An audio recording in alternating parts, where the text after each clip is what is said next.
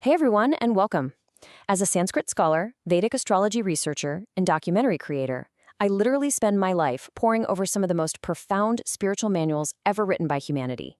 And today we're going to decode an absolute masterpiece of ancient Kashmir Shaivism known as the Vigyan Bhairav. In this explainer, we're going straight back to the original source material to explore a profoundly practical yet deeply esoteric topic, the incredible journey of your breath. We'll be looking closely at the specific mantras, the Sanskrit verses, and the precise techniques regarding the origin and resting places of the prana and apana vital winds. Let's dive in.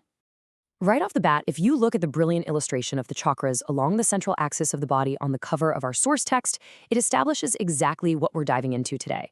You see, we aren't just reading abstract philosophy here. We are exploring the actual spiritual and yogic anatomy of the human body. The Vigyan Bhairav is not a text of mere belief. It's a laboratory manual for inner transformation. And the primary tool it uses? It's the very air you're breathing right this second. So here is our quick roadmap for this explainer. First, the Shiva-Shakti dialogue.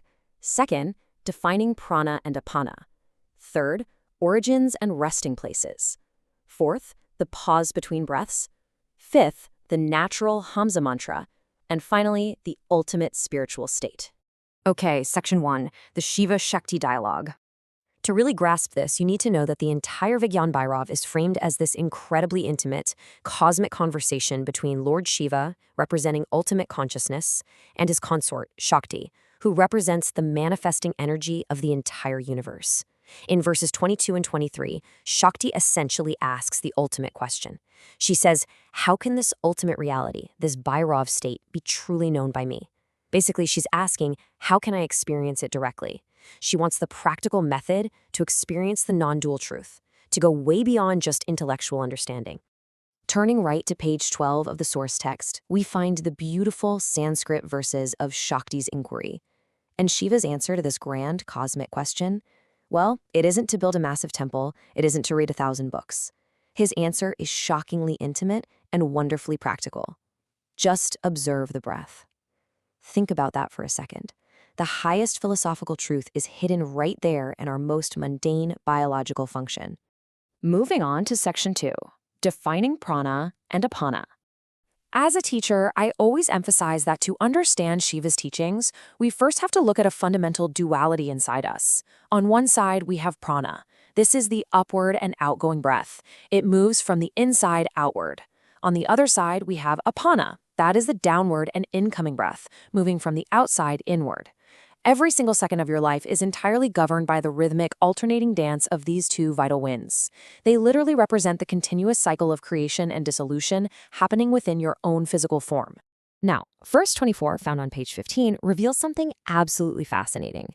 The text explains that these dual forces, while obviously physical and biological, are actually direct expressions of Para-Shakti, the supreme divine energy. So, what's the tantric significance here? Well, it's massive. The movement of your breath isn't just air filling up your lungs, it is the goddess herself constantly expanding and contracting. By paying close attention to prana and apana, you aren't just observing human biology, you are directly observing divine energy at work. Section 3, origins and resting places. The text outlines a very precise, 4-step mechanical cycle for this energy. First, the outgoing breath, the prana, originates deep within the center of the body, which the text refers to as the heart space. It travels upward and outward. Second, it reaches a resting place completely outside the physical body. Third, it turns into apana, the incoming breath, returning back inward. And fourth, it finally comes to rest once again in the heart. It's this constant, rhythmic filling and emptying, like a cosmic tide right inside your chest. To understand this cycle fully, we really need to define a key Sanskrit term used heavily in the text, dvadashanta. Literally, this translates to the end of 12. It refers to a specific spatial location exactly 12 finger breadths outside the physical body, usually measured straight out from the tip of your nose. This is the exact destination, the resting place, where the outgoing prana dissolves into empty space before the incoming apana begins its journey back. This brings us to Section 4, the pause between breaths. This tiny gap between breaths is called kumhaka. It's the momentary pause, this total state of suspension between the outgoing and incoming breath. And here is the great philosophical secret of the Vigyan Bhairav. The real spiritual magic doesn't happen while the breath is moving. No, the doorway to higher consciousness is found entirely in the absolute stillness of the kumbhaka. Referencing page 20 of our source material, the text clarifies that there are actually two of these pauses. There is an internal kumbhaka when the breath rests inside the heart right after inhaling, and there's an external kumbhaka when the breath rests out in the Dvadashanta after exhaling.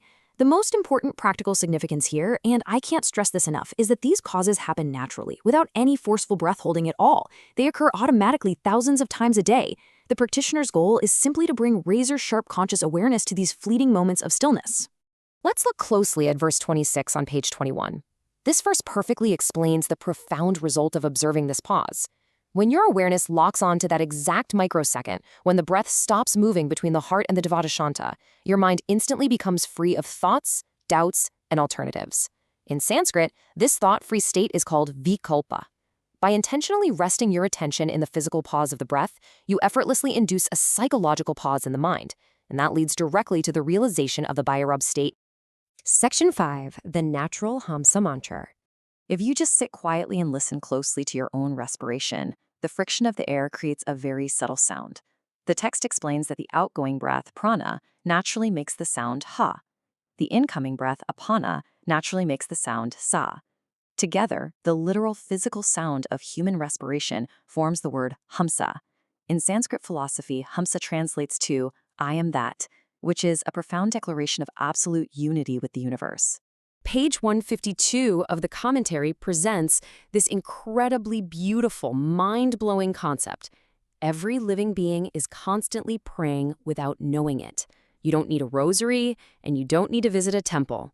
Simply by being alive, simply by the mechanical act of breathing, all creatures on earth are naturally, automatically chanting the Hamsa mantra. On page 152, the text expands on this amazing analogy, showing that natural respiration is actually the supreme prayer. It touches on the deep religious significance of the text, framing breath as an endless japa, a continuous chant happening day and night whether you are awake or asleep. By bringing conscious awareness to the ha and the sa of your breath, you consciously participate in the holy prayer that your body is already whispering. And finally, Section 6, the ultimate spiritual state. The ultimate goal of all of this is total equanimity. It is a powerful state where the opposing forces of prana and apana perfectly balance and ultimately merge. When a yogi maintains unbroken focus on the origins and resting places of the breath, the illusion of separation just dissolves. The duality of inside versus outside, self versus other, completely vanishes into a singular, unified awareness. We see this confirmed directly in verse 64 on page 50. The text clearly states that when the inner and outer breaths are perfectly balanced and merged through focused observation, the ultimate consciousness, the true Bhairav state, arises within the practitioner. Notice it says arises. This isn't something you build from scratch, it's something that reveals itself naturally when the turbulence of the dual breath is finally stilled by your own awareness. And that brings us to the end of our journey through this remarkable ancient text. The Vigyan Bhairav teaches us that enlightenment isn't found far away in the distant heavens, but right here in the microscopic gap between your inhales and exhales. So I want to leave you with this final provocative thought to take with you today. What happens when the breath stands entirely still? What true potential is hiding inside the very next breath you take? Thank you so much for joining me on this explainer. Keep observing and keep learning.